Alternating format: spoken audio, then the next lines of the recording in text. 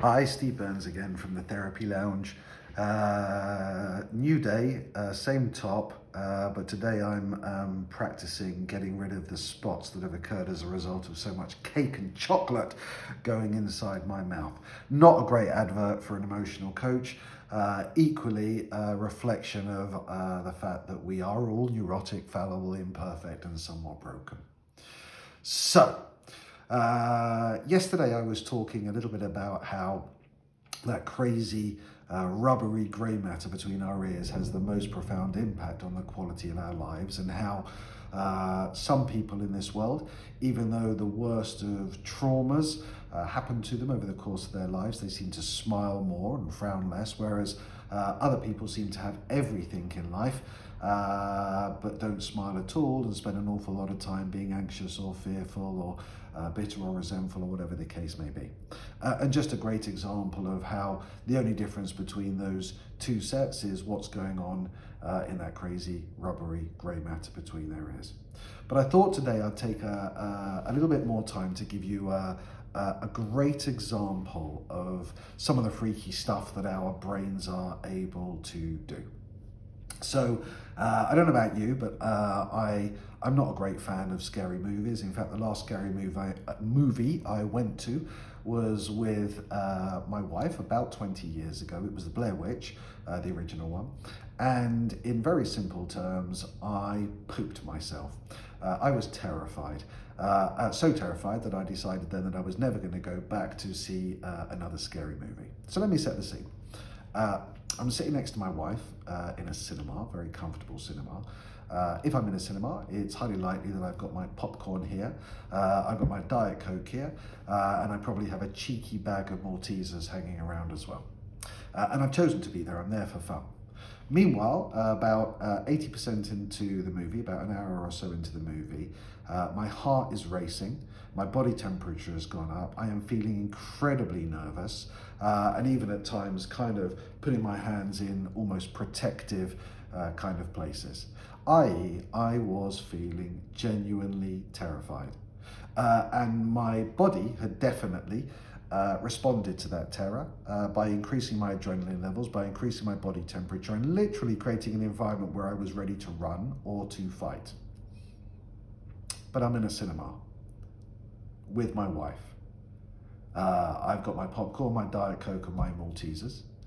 And I know that's going on in front of me is nothing more than a fantasy. And I know that I can walk out any time, and I know that this is supposed to be fun. But I'm absolutely terrified. Now that you think about it, there's something not quite right. There's a paradox there, because even though I know I'm safe, even though I know I'm secure, even though I know I'm doing something that's fun, and even though I've got my popcorn, my Diet Coke, and my Maltesers, my body is responding with a genuine sense of fear. Now, in very simple terms, the way that actually works, because it's not like I've made a conscious decision to press the alarm button, right? It's not like I've said to myself, okay, there's a fearful movie in front of me, let's press the button on my fight and flight response and fill myself full of adrenaline. That hasn't happened, it's been an unconscious reaction. So what happens when I'm watching that scary movie is that whilst most of the time my conscious mind, the logical, rational, intelligent, sophisticated part of me is in control, if you like, doing the processing, and my unconscious mind is in the background. My unconscious mind is my memory, my belief system, my imagination, and various other resources such as my fight and flight response. So I sit down and watch the movie. And any director, actor, cinematographer, scriptwriter, screenplayer, etc., what they're trying to do is to suck me into their fantasy, where the conscious, rational, logical part of my mind kind of falls into the background, and I start experiencing the movie through my unconscious mind, through my imagination. Hopefully that makes sense to you. So we've all had the experience of watching a really bad, scary movie. We're not scared, right? That's because the logical, rational, intelligent, sophisticated, the conscious mind keeps saying, well, that's not blood, that's ketchup, and that's ridiculous, and that's silly. A good movie, though, we kind of get sucked into it, where the conscious logical part falls into the background. We experience the movie through our unconscious, through our imagination, and here's the point. That part of our mind cannot tell the difference between what's real and what's fantasy. And therefore, whilst I'm watching The Blair Witch, sitting with my wife in a cinema for fun with my popcorn, my Diet Coke and my Maltesers, and able to walk out any time, my unconscious mind isn't aware of any of that. My unconscious mind is working on the basis, through my imagination, that I'm experiencing on the screen is real. And therefore it's pushing the button on my fight and flight response, and I'm feeling terrified, even though clearly there's no reason for me to do so. Now, that story or that scenario is relevant to you, to me, and every other human being for the following reason. We are really, really good at playing horror movies in our minds. We're really good at thinking about things either in the past that have happened and replaying them. That's like playing a horror movie in the mind.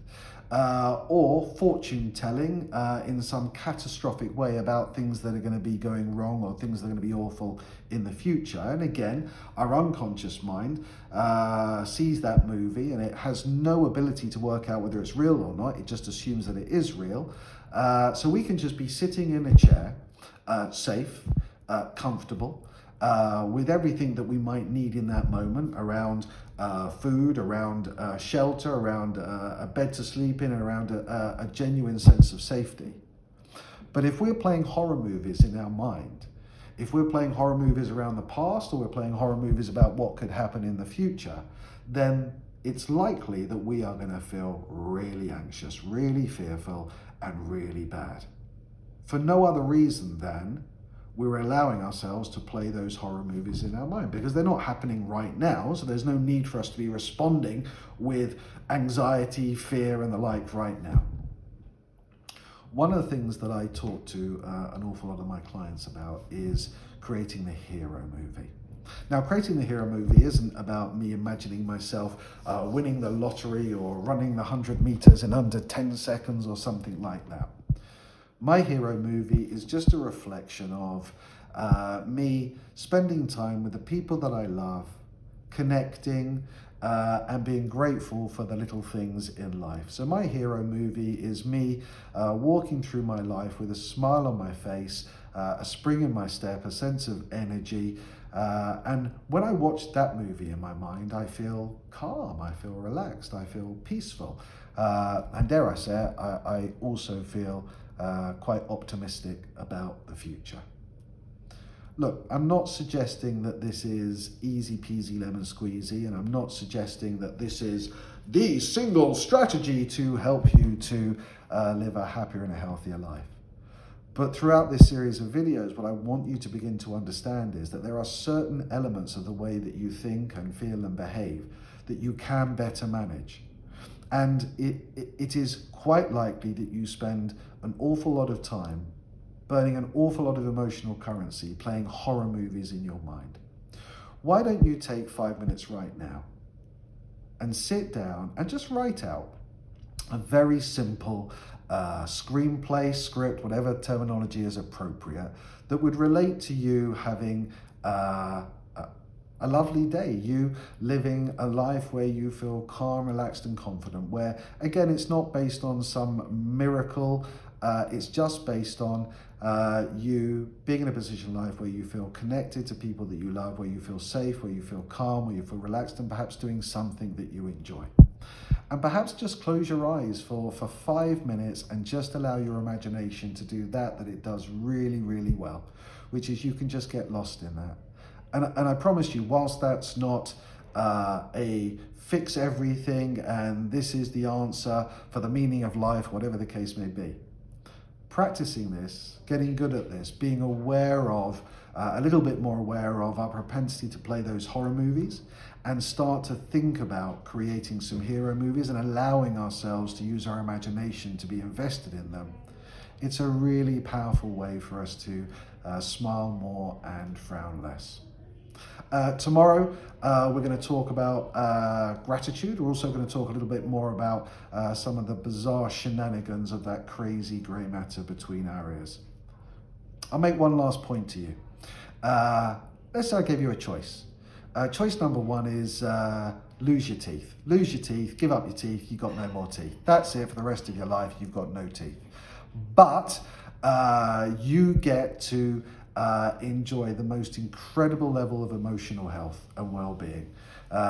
You feel calm, relaxed and confident all the time, but you've got no teeth. Alternatively, option two is keep your teeth. Keep your teeth, knock yourself out, enjoy. However, live a life where you feel anxious, stressed and fearful. Now, if that was a real choice, 90% of the human beings I've asked that question to have responded in the same way, which is not ideal, but I'd lose my teeth, because they understand that if they can maintain a calm, relaxed and confident demeanor generally in life, they're going to live a better quality of life. Here's the point. You brush your teeth twice a day, every day. What are you doing in relation to your mind? My name's Steve Burns, therapist, hypnotherapist and emotional coach at the